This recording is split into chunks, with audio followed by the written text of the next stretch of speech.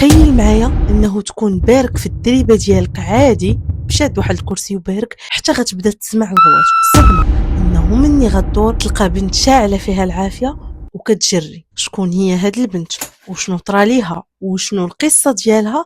هادشي اللي غنعرفو في القصه ديال اليوم. القصه ديال اليوم ماشي تجرد من الانسانيه، ماشي قصه عاديه. قصه اليوم قل ما يقال عنها جريمه في حق الانسانيه، وانا متاكده انه اي واحد فيكم غيتابع القصه من الاول حتى الاخر غيتصدم من البشاعه ديال الاحداث ديالها. فخليكم معايا حتى الاخر ديال القصه. هذه زينب واللي الموطن ديالها موريتانيا والعمر ديالها ما كيفوتش 10 سنوات. زينب عايشه مع العائله ديالها والام والاب ديالها اللي هو هذا كايتها اسره موريتانيه عاديه، عايشين ما عندهمش وما خاصهمش. زينب كانت هي الكبيره في خوتها، كانوا خوتها صغر منها، يعني هي اول عنقود في العائله الصغيره ديالها. اللي الفرحه ديال والديها بها كانت كبيره، حيت كانت زينب باختصار ديك البنت المؤدبه المطيعه اللي ما فيهاش المشاكل بزاف، اللي الوالدين ديالها فرحانين بها. كانت باختصار واحد البنيه اللي كتدخل الخاطر وكتدخل القلوب الناس كاملين اللي كيعرفوها. هادشي اللي خلى زينب محبوبه بين العائله ديالها وبين الوسط ديالها، اولا بين حتى الاصدقاء ديالها وكل شيء. معروفه بديك المحبه ديالها واللطافه ديالها. زينب بسبب الوسط النقي اللي عاش فيه والحب ديال الاسره ديالها، التقرب ديالهم من الله عز وجل، خلاها تبغي القران وخلاها تولي باغا تحفظ القران. وهذا الشيء كان كيخلي بوالديه يكونوا مفتخرين بها وفانين بها. حيت باختصار باش تلقى واحد الوليد ولا واحد البنيته في العمر ديال 10 سنوات ومتعلق بحفاظه القران وباغي يحفظ القران، كتلقى هذه القضيه شويه صعيبه وشويه منقاده.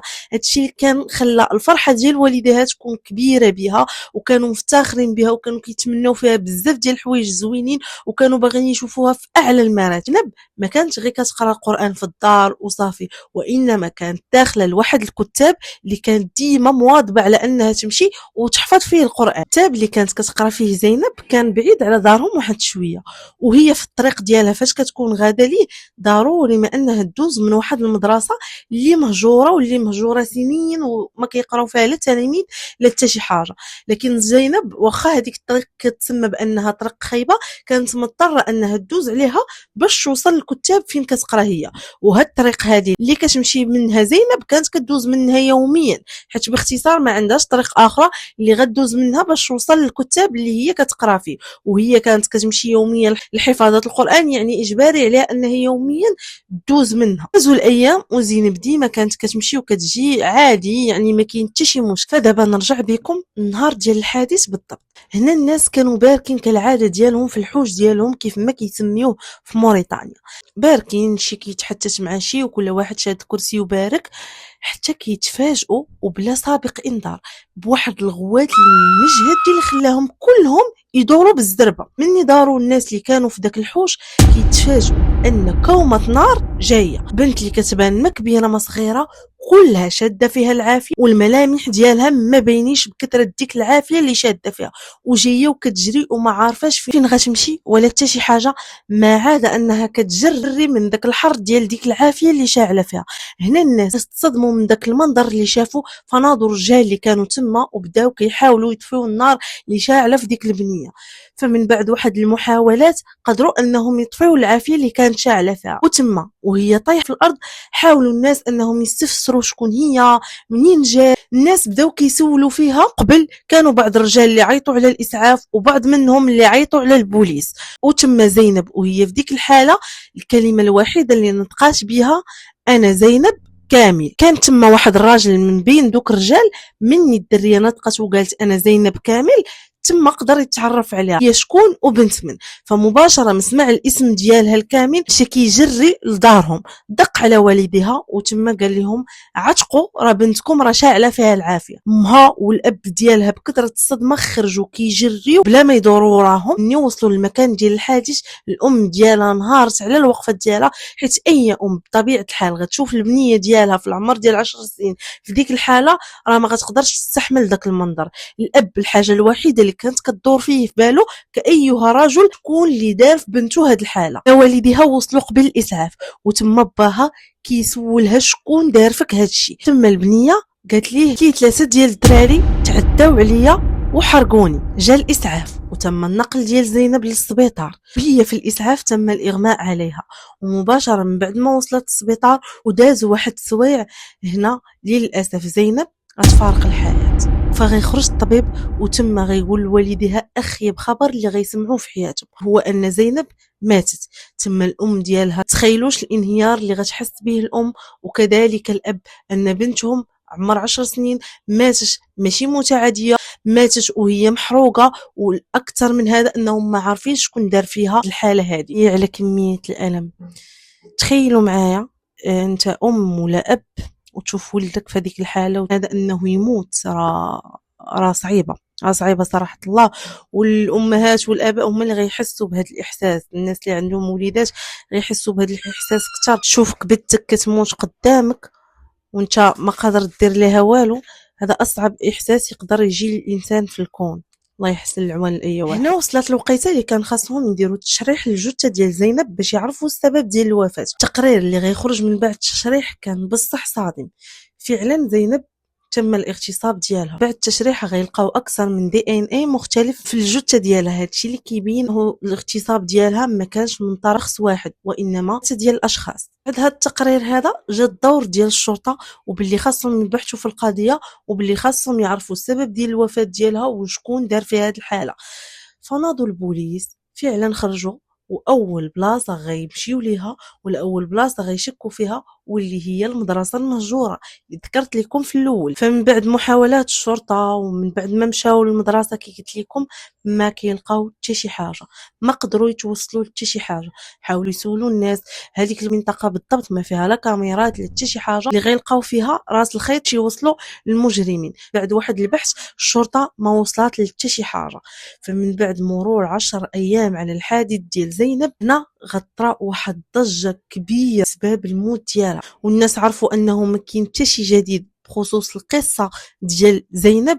هنا الشعب الموريتاني غيولي في حاله غضب، وداروا هاشتاغات بعنوان باي ذنب قتلت، وخرج الشعب الموريتاني للشوارع باش يديروا احتجاجات وباش يتخاذ الحق ديال زينب. غنخلي لكم بعض اللقطات من الاحتجاجات اللي كانت. فمن بعد هذه المده هذه غيوصل واحد الوقيته اللي غتجي واحد المراه للمركز ديال الشرطه، وتما غتقول للبوليس باللي انا شي حوايج شاكه فيهم بخصوص القضيه ديال زينب، انا عارفه شي حوايج. هنا الشرطه اكيد هذه القضيه اللي كيبحثوا عليها، القضيه اللي بغاو غير يوصلوا لراس الخيط باش يقدروا يفكوها. فيعني من جات المراه بين يديهم كانت غتسهل عليهم بزاف ديال الحوايج. المراه كان العمر ديالها ما بين 50 عام حتى 45 عام حتى ل 50 عام. المراه غتقول لهم باللي انا في هذاك النهار بالضبط اللي طرات فيه الحادثه ديال زينب انا كنت دايزه من حدا ديك المدرسه، وفي هذيك الوقيته اللي انا كنت دايزه فيها كانوا 3 ديال الشبان باركين في ديك البلاصه. انا مني دزت من تما دوك الدراري كانوا كيشوفوا فيا وكيشوفوا في بنتي بواحد الطريقه اللي خبيثه وخايبه بزاف. هادشي اللي خلاني حتى انا نركز معاهم ونشوف فيهم مزيان، وهادشي اللي خلاني انني نشك فيهم، نقدر نقول انهم هما اللي قاموا بالجريمه. فهنا قال لها الشرطي هادشي مزيان، لكن واش انت عارفه عليهم شي حاجه؟ عارفاهم شنو الاسماء ديالهم ولا فين كيسكنوا؟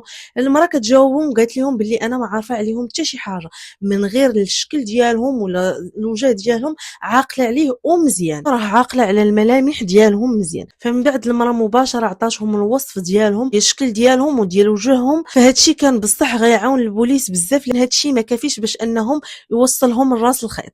حاولوا البوليس يشوفوا الناس اللي كان عندهم سوابق ولا كانوا دخلوا باش هكا يشوفوا واش شي واحد عنده نفس الوصف اللي عطاتهم المراه، لكن للاسف ما كيلقاو حتى شي حاجه وما كيلقاو حتى شي واحد بديك الاوصاف اللي عطاتهم المراه.